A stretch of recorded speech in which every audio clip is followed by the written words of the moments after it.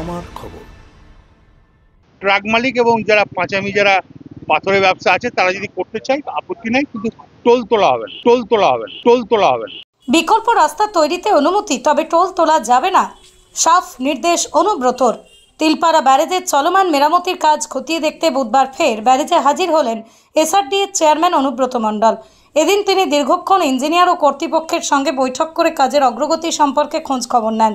কাজ কতদূর এগিয়েছে এবং আর কতদিন সময় লাগবে সে বিষয়ে খুঁটিনাটি রিপোর্ট নেন তিনি। অনুব্রত মণ্ডল সাংবাদিকদের প্রশ্নের উত্তরে জানান, ট্রাক অ্যাসোসিয়েশন ও পাথর খাদান মালিকরা যৌথভাবে চাইলে সাময়িকভাবে বিকল্প রাস্তা তৈরি করতে পারেন, তবে সেই রাস্তায় কোনোভাবেই টোল তোলা যাবে না। তিলপাড়া ব্যারেজে অনেকটা কাজ ইতিমধ্যেই শেষ হয়েছে, দুই প্রান্তের কাজ প্রায় শেষের পথে, মাঝের দিকটা কিছুটা বাকি আছে, খুব শীঘ্রই পুরো কাজ শেষ হয়ে যাবে। বৃষ্টি হবে, ভালো বৃষ্টি, উপরের দিকের বৃষ্টিটাই আমাদের সব প্রবলেম। ম্যাসেঞ্জারের জলটা অনেক উপরে আছে, অনেকটা কাজ এগিয়েছে, দু সাইডের মোটামুটি শেষের দিকে, মিডিলটা বাকি আছে। এই দু সাইডে জল ছেড়ে দেওয়ার পর মিডিলটাতে কাজ আরম্ভ হবে। আমার মনে হচ্ছে খুব তাড়াতাড়ি হয়ে যাবে। আর রাস্তাটার ব্যাপারে বলে দিলাম যে কোনো টোল যদি না তোলে, ট্রাক মালিক এবং যারা পাঁচামি যারা পাথরের ব্যবসা আছে তারা যদি করতে চায় আপত্তি নাই, কিন্তু টোল তোলা হবে না। কালকে তো প্রতিটা অবস্থা, তার জন্য বিকল্প কোনো রাস্তা না, কি করে হবে?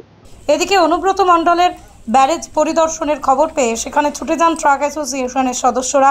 তারা অভিযোগ জানান, ব্যারেজ মেরামতির জন্য দীর্ঘদিন ট্রাক চলাচল বন্ধ থাকায় পরিবহন ব্যবস্থা কার্যত ভেঙে পড়েছে। পাথর খাদান ও ট্রাক মালিকরা বিপাকে পড়েছেন, বহু শ্রমিক বেকার হয়ে বসে আছেন, তাই অবিলম্বে বিকল্প রাস্তার দাবি তোলেন তারা। অ্যাকচুয়ালি আজকে আমরা তিলপাড়া ব্যারেজে এসেছিলাম পরিদর্শনের জন্য, আমাদের ট্রাক অ্যাসোসিয়েশনের সমস্ত প্রতিনিধি এখানে ছিল।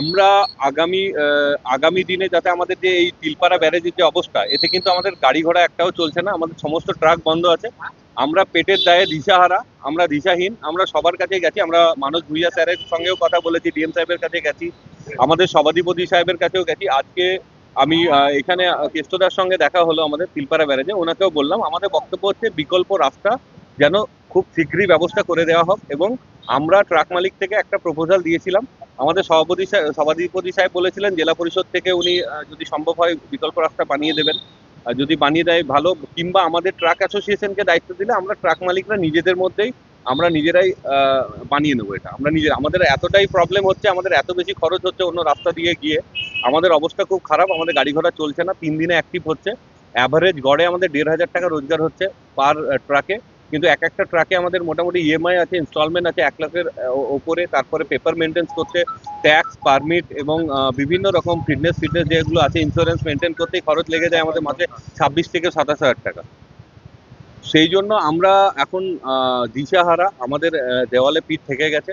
সেই জন্য আমাদের বিকল্প রাস্তার দাবি এখানে, যদি বিকল্প রাস্তা সরকারিভাবে ব্যবস্থা না করে দেয়, এনএইচ ডিপার্টমেন্ট হোক বা ইরিগেশন হোক কিংবা জেলা পরিষদ হোক, ব্যবস্থা না করে দিলেও আমরা ট্রাক অ্যাসোসিয়েশন, আমরা ট্রাক মালিকরা নিজেরাই নিজেদের মধ্যে চাঁদা করে কিন্তু এই ব্রিজ আমরা নিজেরাই বানিয়ে নেব। অনুব্রত মণ্ডলের সঙ্গে কথা বলি, কি জানালেন?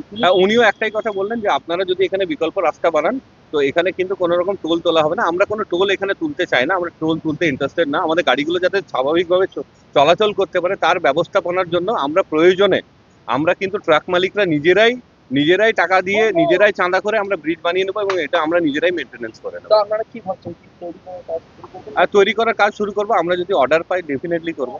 দ্রুত বিকল্প রাস্তা তৈরি হলে পাথর পরিবহন ফের স্বাভাবিক হবে বলেই তাদের আশা।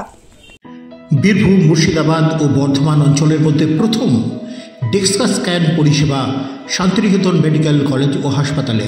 হাড়ের ক্ষয়, হাড়ের ঘনত্ব মাপাসহ অর্থোপেডিকের বিভিন্ন পরীক্ষা নিরীক্ষা সুলভে করতে আজই আসুন শান্তিনিকেতন মেডিকেল কলেজ ও হাসপাতাল, মুলুক, বোলপুর, বীরভূম। দেখতে চোখ রাখুন আমাদের ফেসবুক ও ইউটিউব চ্যানেলে।